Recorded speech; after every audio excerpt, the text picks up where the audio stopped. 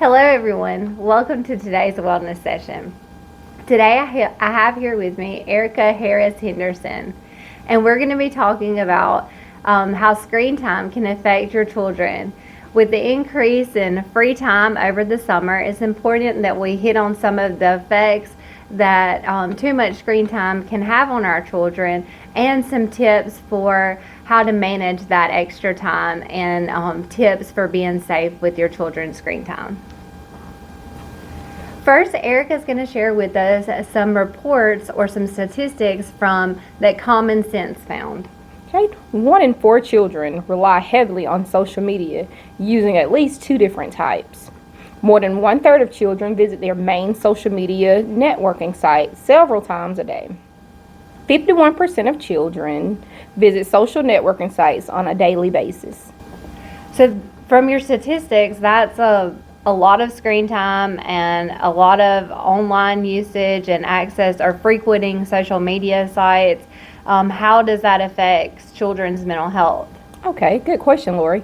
Not only are children's developing brains vulnerable to so much time online, but because they often have a difficult time self-regulating their time online, their risk can increase for cyberbullying, peer pressure, and sexting. Additionally, I'm sorry. I was going to say that's a lot of risk to think about whenever you have your child sitting in front of the screen so much time, particularly during the summer when they do have so much extra free time. And down here in South Georgia is so hot. Mm-hmm.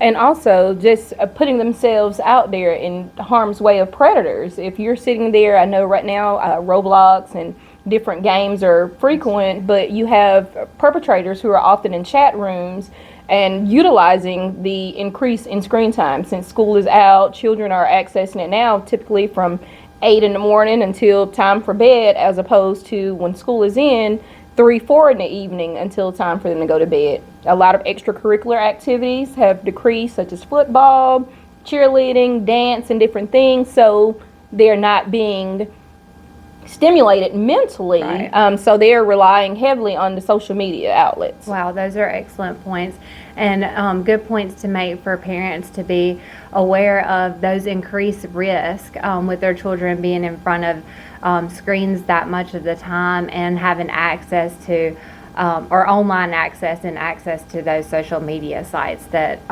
research indicates that they're frequenting so often. Okay. So, keeping with the topic of mental health, let's talk about how the effects of so much screen time can be linked to or can cause some increase in symptoms related to depression, anxiety, or even sleep deprivation among children and teens. Okay.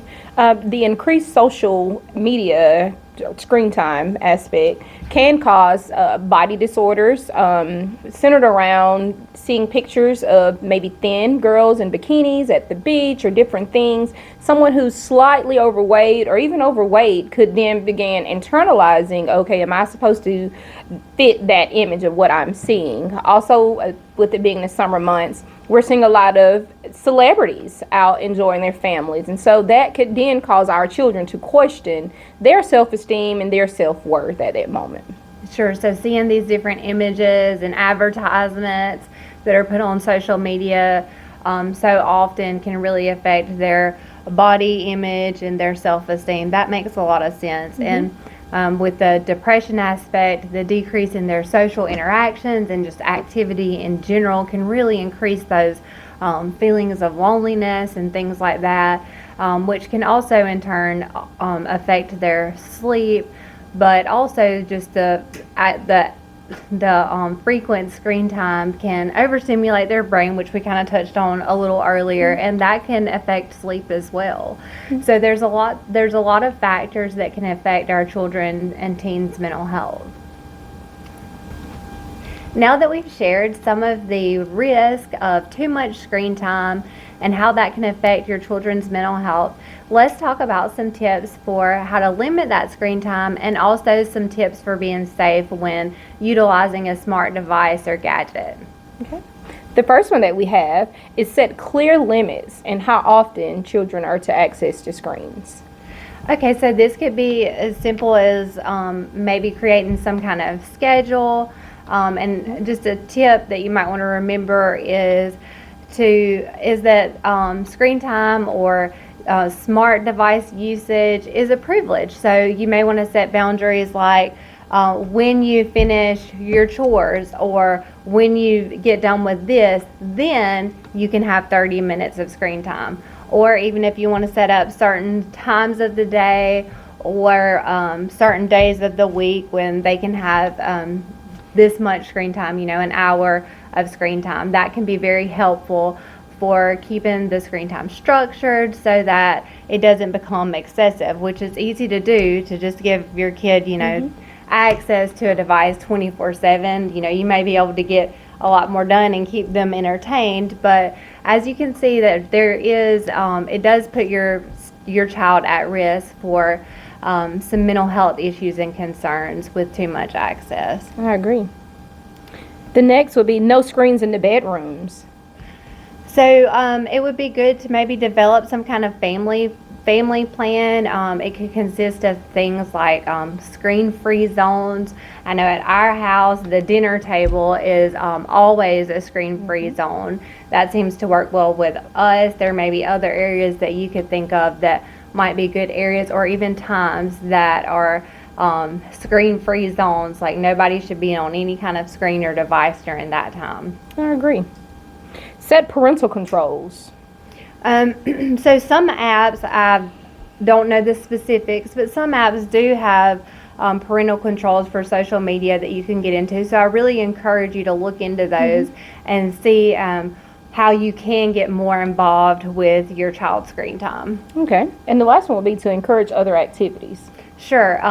So obviously we've talked about several activities that you can do in our previous Wellness Tips with Lorie sessions. The past two sessions we've focused on some tips or things that you can do to engage in positive activities to improve your mental health over the summer. So I encourage you to go back and look at those. And also this is a little bit different than encouraging other activities, but you can do things with screen time, make it quality screen time. For instance, FaceTiming a family member, or connecting with friends that way, or even using your screen to access some kind of exercise or self-help video, things like that. There's also some apps where you can create or design things. So just getting more involved and maybe help guide your child to do some more, make sure their screen time is a little more quality, where it's not just scrolling through things on social media, or what else is it that they do besides social media? Oh, you mentioned like Roblox and things like that. So just trying to ensure it's a little more quality time, and even some educational activities. There's lots of apps out there for that as well. We hope that you'll utilize some of these tips to limit your child's screen time over the summer. Thank you for joining today's session, and I hope you'll stay tuned for our upcoming sessions.